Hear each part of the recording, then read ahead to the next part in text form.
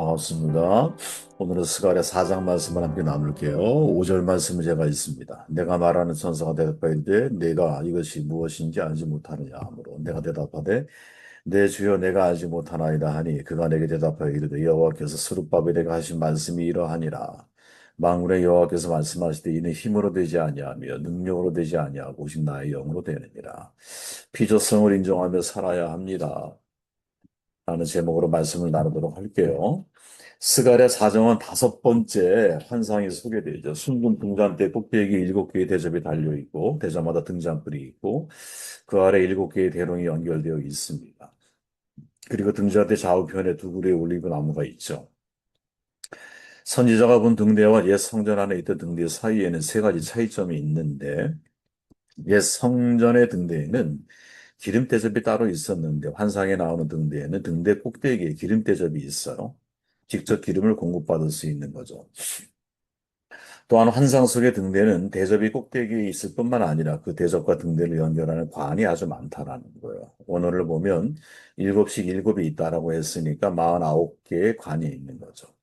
그리고 마지막으로 환상 속의 등대 좌우편에 두 그루의 올리브 나무가 따로 있었어요. 옛 등대는 제사장들이 매일 아침 기름을 가져다가 보충을 해야 했거든요. 근데 새로운 등대에는 제사장이 필요가 없죠. 그런 수고가 필요 없는 거야. 왜? 올리브 나무로부터 직접 기름이 공급받을 수 있기 때문에.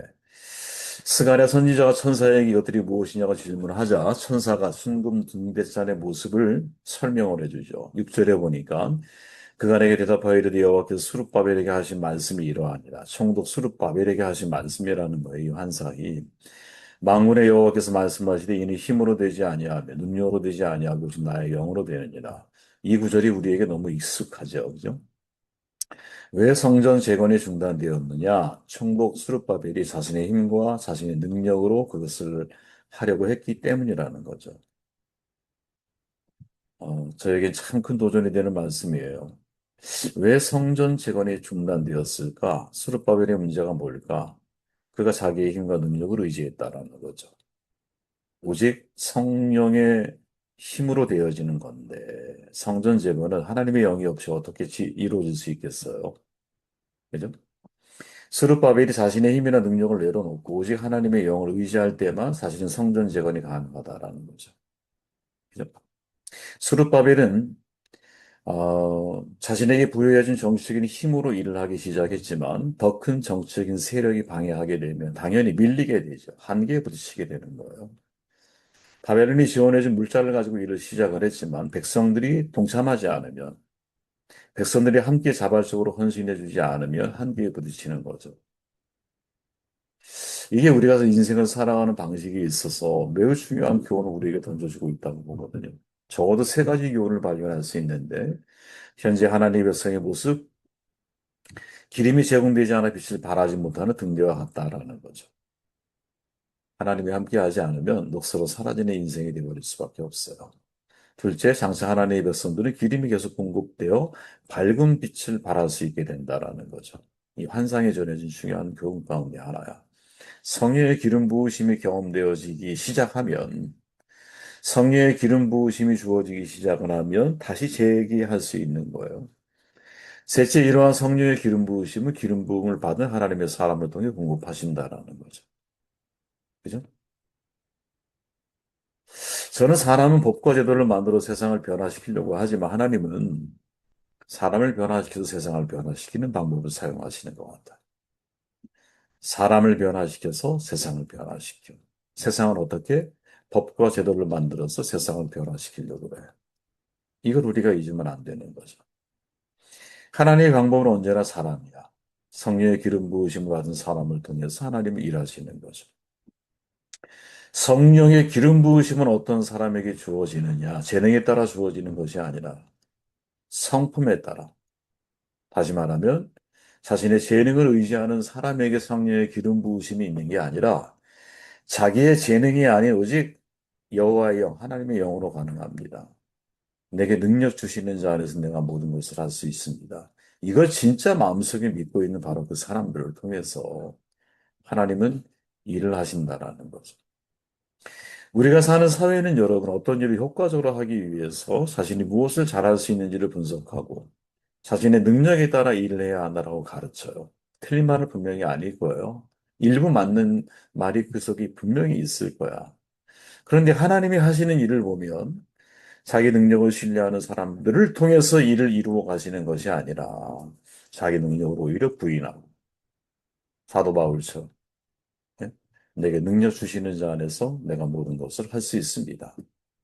나는 내 능력을 부인함과 동시에 하나님의 능력을 의존하려고 하는 사람들을 통해서 그 일을 이루어 가신다라는 거죠. 진짜 하나님의 일은 신비롭다니까요. 제가 그런 얘기 드렸잖아요. 선교 공동체에서 제가 어떻게 무슨 일을 할 수 있을까 질문을 던져보면 답답함을 느낄 때가 많이 있었어요. 선교 공동체니까 선교를 정말 잘하는 사람이 이 일을 해야 되지 않을까. 그런데 하나님께서 선교를 공부할 수 있는 기회를 제게 주셨죠. 그리고 지금까지 장학금을 받으면서 공부를 하게 하시는 정말 은혜죠, 은혜. 이 은혜가 아니면 어떻게 하겠어요? 비싼 수업료를 내면서. 심슨 목사님한테 제가 도전을 받았어요. 왜? 중국 선교를 가기로만 했는데 사모님이 당신 혼자 가세요. 이렇게 말을 하니까 다 때려치죠. 그리고 온전히 목회만 하거든요. 그런데 그의 가슴속에 선교적인 열정이 있었어. 목회적인 영성 플러스 선교적인 열정이 함께 하니까 기독교 선교 동맹을 만들어내는 거예요. 그리고 지금까지 140년 역사를 가지고 지속이 되고 있는 거죠. 근데 그때 깨달은 게 뭐냐? 저분은 목사님인데 어떻게 선교 공동체를 만들 수 있었을까? 이게 하나님의 신비죠. 우리가 생각할 때 선교 공동체를 만들려면 선교에 대한 탁월함을 가지고 있는 탁월한 실력과 경험과 이 모든 연륜이즘이 있는 이런 분이 그 일을 해야 될 거라고 생각을 하잖아요. 근데 하나님은 그렇게 일을 하시는 분이 아니라는 거야. 그러니까 이 과정에서 우리가 던져야 할 중요한 질문들이 있다는 거죠. 우리가 하나님 앞에 각자의 자리에서 제대로 우리가 하나님께 쓰임 받으려면 던져야 할 중요한 질문이 뭐냐? 내가 하고 싶은 일이냐? 내가 해야만 하는 일이냐?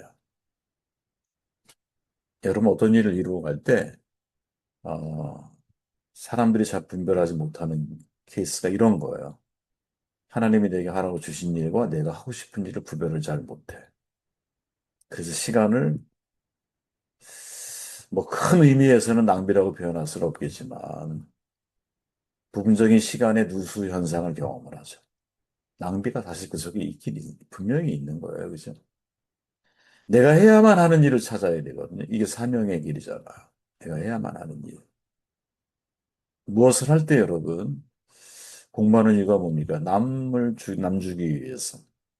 그죠? 우리가 하는 모든 일은 타인을 위한 영역이 그 속에 존재하잖아. 내가 하고 싶은 일이냐? 내가 해야만 하는 일이냐?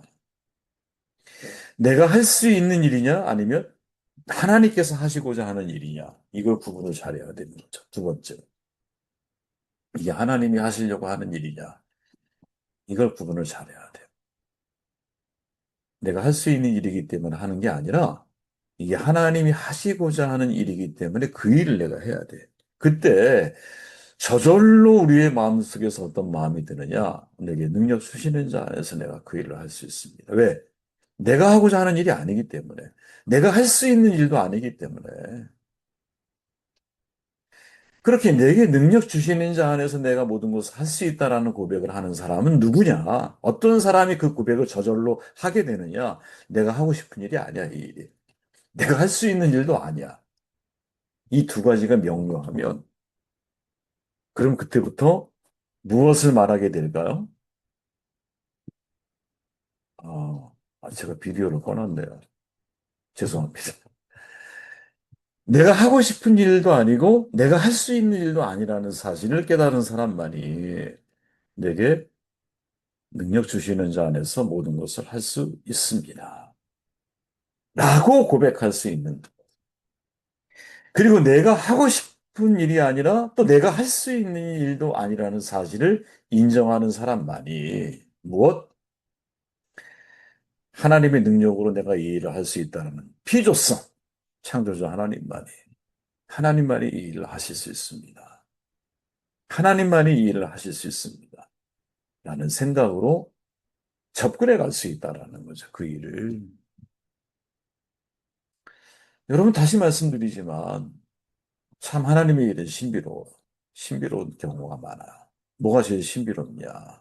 이 일에 인간 사람들이 봤을 때, 이 사람이 최적합한 사람이야. 물론 우리가 인사를 할 때 사람을 인사하잖아요. 그러면 다 봐야죠.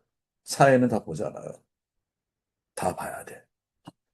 이 사람이 이 일에 전문성이 있는 사람인지, 이 일을 맡기면 일을 잘할 수 있는 사람인지, 또 이 일을 사랑하는 사람인지, 여러 가지를 다 봐야겠죠. 성실한 사람인지 다 봐야 돼.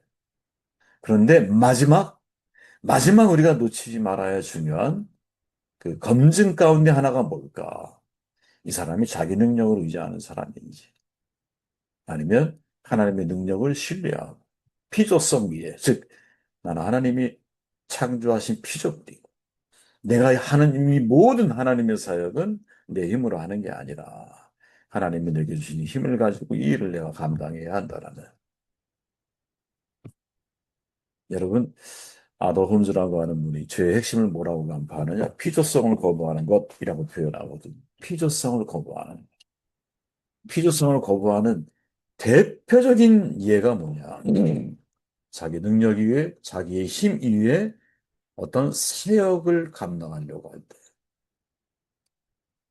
제가 아는 한 그거는 100이면 100% 실패하게 되어 있다. 왜? 하나님의 일은 하나님의 영으로 하는 거거든요. 아마 저에게 가장 큰 도전일 거예요. 총회를 어떻게 세워가야 할까? 이 말에 모순 가운데 진단하면 안 되죠. 내가 세워가는 게 아니잖아. 하나님이 세우신 종회잖아. 그러면 하나님이 하라고 주신 일이 뭐지? 내가 할 수 있는 일인가? 아니요. 할 수 없는 일이 더 많아. 할 수 없는 일이라는 사실을 깨닫게 될 때 나를 피조성 위에 나를 세우는 거야. 그렇게 이 일은 하나님이 앞서 행하셔야 합니다. 하나님이 도와주셔야 됩니다. 하나님의 사랑을 붙여주셔야 됩니다. 재정부터 모든 앞으로의 미래의 선교 사역에 이르기까지 내가 할 수 있는 일이 아니기 때문에 하나님이 이 일을 행하실 수 있도록 우리 자신을 그렇게 맡길 수 있겠느냐. 참 중요한 내용인 것 같아요. 많이 들어보셨죠? 힘으로 되지 않고 능력으로 되지 않아. 오직 나의 영으로 되느니라. 이 말이 왜 나왔느냐. 성전 제도는 오직 하나님의 공급하심을 통해서. 그죠? 내가 가지고 있는 힘, 능력을 가지고 사람들의 마음을 움직일 수 있는 게 아니에요. 사람들의 헌신을 이끌어낼 수 있는 것도 아니야. 하나님이 하나님의 방법대로, 하나님의 능력으로, 하나님의 힘으로 그 일을 행하실 수 있도록 내 자신을 온전히 하나님의 창조주 하나님의 피조성 위에 나를 두고 인생을 살아갈 수 있겠느냐. 이 중요한 질문을 이 스가랴 4장이 우리에게 던지고 있는 것이 아니겠느냐. 나머지 말씀 여러분들 읽어보시고 이 말씀이 우리 한 주일에서 출발이 되시기를 주의 이름으로 축원드립니다.